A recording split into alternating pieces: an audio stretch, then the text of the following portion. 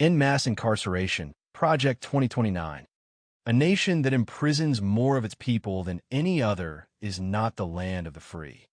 Mass incarceration has turned justice into industry, where profit is made from human suffering and sentences stretch far beyond reason. This is not safety, it is systemic failure. The solution is clear: abolish private prisons and overhaul sentencing. No corporation should profit from caging human beings. No person should serve a lifetime for poverty, addiction, or minor offenses while the wealthy walk free. Justice must be about rehabilitation, not revenue. This is not radical, it is necessary. Other nations invest in education, mental health, and opportunity instead of prisons. Their crime rates are lower. Their communities are stronger. America must do the same. Action must follow principle. End cash bail. Reform sentencing laws. Invest in alternatives to incarceration. Elect leaders who seek justice, not punishment for profit. A society that locks up its most vulnerable is a society in chains. End mass incarceration, because justice should heal, not destroy. Key stats. 1. Massive incarceration scale. The United States imprisons roughly 2.1 million people, accounting for nearly 25% of the world's prison population despite having only 5% of the global population, revealing a systemic reliance on incarceration that far exceeds international norms. 2. Racial disparities in sentencing. African Americans are incarcerated at a rate approximately 5 times higher than white Americans, underscoring deep-rooted inequalities that fuel a cycle of marginalization and disproportionate punishment for minor offenses. 3. Profit-driven private prisons. Private prisons, which hold about 8% of the U.S. prison population, generated over $1.4 billion in revenue in recent years, highlighting how the profit motive incentivizes the expansion of incarceration rather than rehabilitation or crime reduction. 4. Overrepresentation of nonviolent offenses. Studies reveal that over 60% of inmates are serving time for nonviolent crimes, often linked to poverty, addiction, or mental health issues, demonstrating that the current system frequently punishes rather than addresses the underlying social problems. 5. Economic burden on taxpayers. The U.S. spends more than $80 billion annually on its correctional system, diverting critical resources from education, mental health, and community services that could help reduce crime and break the cycle of incarceration. Leading voices. 1. The Sentencing Project.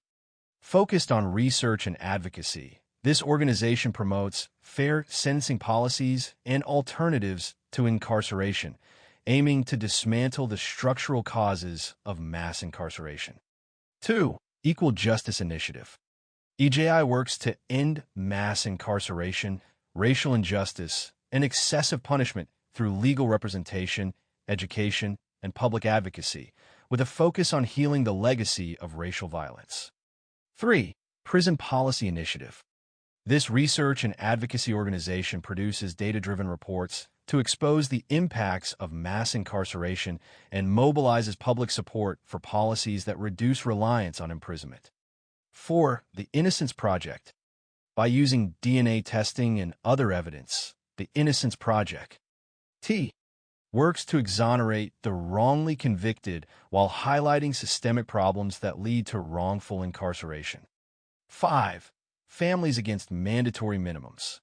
FAMM works to dismantle mandatory minimum sentencing laws that have contributed to overcrowded prisons and disproportionate impacts on marginalized communities, advocating for more just sentencing reforms. 10 steps. 1. Conduct a comprehensive incarceration audit. Gather and analyze data from the Bureau of Justice Statistics, state departments, and academic studies to document the full scope and impact of mass incarceration. Recent research shows that over 2.1 million Americans are imprisoned, many for nonviolent offenses, and that racial disparities and financial costs underscore the systemic overreach of current policies. This audit will produce an evidence-based baseline that clearly demonstrates the need for systemic reform. 2. Abolish private prisons.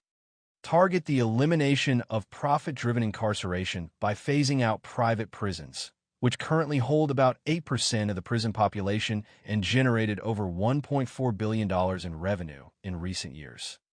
Collaborate with legal experts, public interest groups such as the ACLU, and community advocates to develop model legislation that ends corporate involvement in incarceration, thereby reducing incentives to expand prisons and focusing on rehabilitation rather than profit. 3. Reform sentencing laws. Overhaul mandatory minimums and excessive sentencing practices that result in disproportionately long sentences for nonviolent crimes. Legislative proposals should be based on judicial data and comparative studies from countries that have successfully reduced prison populations by 20–30% through sentencing reforms. Introducing more discretion and alternatives in sentencing is expected to reduce the overall prison population and promote rehabilitation over punitive measures. 4. End cash bail practices. Replace the cash bail system, which disproportionately affects low-income individuals, with risk-based assessments to determine pretrial release.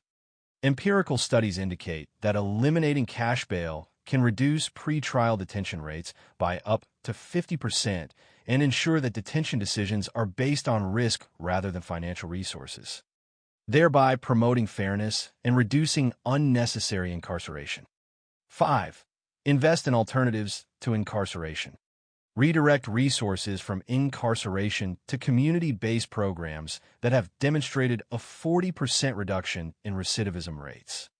Fund initiatives such as drug courts, mental health treatment, and vocational training programs, which have been shown to offer more effective and humane alternatives to prison, leading to improved reintegration and lower rates of reoffending. 6. Expand rehabilitation and reentry programs.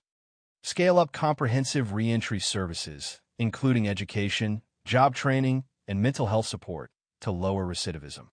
Evidence from successful pilot programs suggests that robust reentry initiatives can reduce reincarceration rates by 30%, facilitating smoother transitions into society and reducing the cycle of incarceration. 7. Implement restorative justice initiatives. Introduce and expand restorative justice programs in selected jurisdictions to provide community-based resolutions for nonviolent offenses. International models show that restorative practices can reduce recidivism by 25–30% while repairing community ties, offering a viable alternative that prioritizes healing over punishment. 8. Strengthen legal protections for the vulnerable. Address systemic inequities by reforming laws that disproportionately impact people of color and low-income communities. Proposals should include measures to eliminate discriminatory sentencing practices and ensure equitable parole decisions, with the aim of reducing racial disparities in incarceration rates, as documented by numerous civil rights studies. 9. Enhance data transparency and monitoring. Establish an independent oversight board composed of economists, legal experts, and consumer advocates to monitor reform progress. Develop a public dashboard, updated quarterly with key performance indicators, such as changes in prison populations, recidivism rates, and racial disparities, to enable continuous evaluation and timely policy adjustments, thereby ensuring accountability throughout the reform process. 10. Engage in strategic electoral and policy advocacy. Reshape the political landscape by supporting candidates with proven commitments to criminal justice reform. Organize targeted voter registration drives and issue focus campaigns in communities most affected by mass incarceration. Data analytics from organizations like the Center for Information and Research on Civic Learning and Engagement can be used to mobilize tens of thousands of new, reform-minded voters, influencing legislative priorities toward a system that emphasizes rehabilitation and accountability over punitive incarceration.